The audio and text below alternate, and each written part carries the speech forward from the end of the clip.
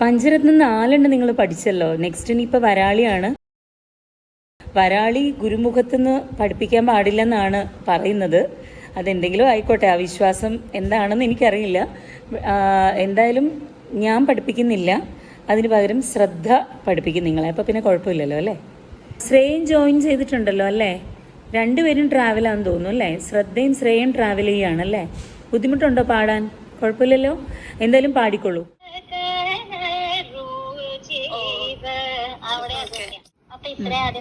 ആദ്യം തൊട്ട് ഇത്രയും ഒന്ന് പാടി നോക്കിയിട്ട് പിന്നെ എല്ലാവർക്കും കൺഫ്യൂഷൻ ഒന്നും ഇല്ലെന്ന് തോന്നുന്നു അല്ലേ. എല്ലാവർക്കും ഈസി അല്ലേ, അത്ര വലിയ ടഫ് ഒന്നും അല്ല.